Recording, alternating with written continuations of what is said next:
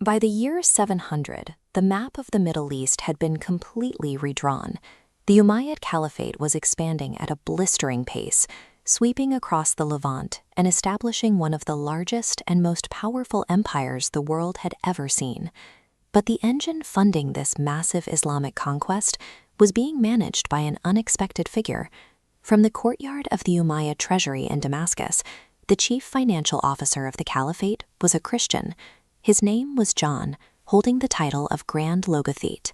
He came from a long line of elite Syrian bureaucrats. Decades earlier, his own grandfather had personally negotiated the terms of surrender for Damascus to Muslim forces. Outside the treasury walls, the broader Christian world was in a state of absolute panic.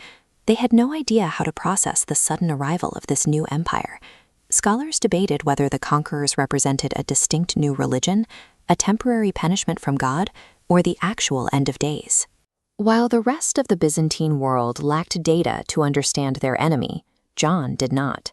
He was the ultimate insider, possessing a front-row seat to the inner workings of the Islamic State. Working directly beneath Caliph Abd al-Malik, John's daily routine revolved around meticulous accounting. He oversaw tax collection, tracked the flow of state wealth, and managed the resources directly funding the caliphate's armies. This gold Umayyad-era coin evidences the physical currency that passed through John's administration. The Islamic State relied on seasoned civil servants like him to formally structure its economy. Keeping an empire solvent requires an obsession with order. John had to categorize, audit, and cross-reference a staggering amount of information. This rigorous administrative discipline tuned his mind for systemic, logical classification.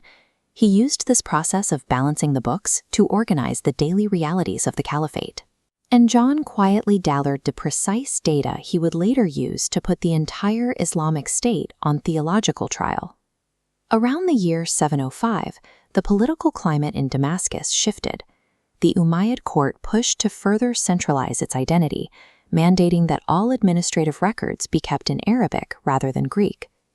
This policy effectively phased out the established Christian bureaucrats. John resigned his post at the treasury. But stepping away from the center of political power was a strategic retreat, allowing him to trade the physical administration of the empire for an entirely different kind of warfare. He relocated here, to the Mar Saba Monastery, an isolated stone complex built directly into a harsh cliffside near Jerusalem. He swapped his life as a high-ranking official for the simplicity of an ascetic monk. In this isolation, he began writing his masterwork, The Fount of Knowledge. It was a massive, highly structured encyclopedia of Christian thought, built on pure systemic logic. His monastic retreat gave him the clarity to deploy his greatest asset. He traded a financial ledger for an intellectual armory, preparing to strike back at the empire that had conquered his homeland. Because John grew up inside the Umayyad court, he didn't rely on rumors to understand Muslim beliefs. He read their texts. In his writings, he directly cited specific Quranic verses, like Surahs Maryam and An-Nisa, engaging directly with the exact source material of his former employers. This diagram illustrates how John mapped out the theology. He put the Islamic and Christian views side by side to show how both faiths recognized foundational figures like Jesus and Mary, but quickly branched off into contradictory theological endpoints. He concluded that Islamic doctrine structurally failed because it isolated the monarchy of God, effectively severing and, in his words, mutilating the divine nature of the Word and the Spirit.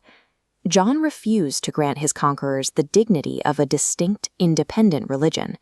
Instead, he took the entire Islamic belief system and filed it underneath an existing subordinate category, a Christian heresy. By applying an auditor's precision to theology, John exposed what he viewed as a fatal structural flaw in their belief system, intellectually stripping the Umayyads of their divine legitimacy. In the final chapters of his encyclopedia, he gave this movement its official classification. He labeled it Heresy 101, the heresy of the Ishmaelites. To John, the rising superpower was no longer a unique geopolitical force. He reduced a continental empire to a technical subcategory of a pre-existing theological error. He then escalated his verdict, assigning Islam his most devastating label, the forerunner of the Antichrist. By indexing them as a catalogued deviation, John successfully demystified a terrifying unknown conqueror, turning an existential threat into a manageable anomaly. John's catalog didn't stay within the monastery walls. His work became the final authoritative summary of theology for the Greek-speaking world, providing the Byzantine state with the standardized vocabulary it needed to define its ideological borders. The Islamic Antichrist label he established persisted long after his death.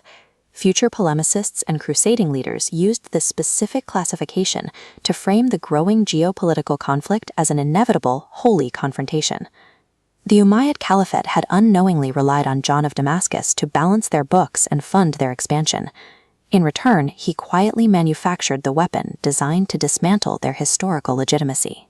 Empires are won by the strength of a sword, but their endurance through history is often dictated by the calculated precision of the people who write the ledgers.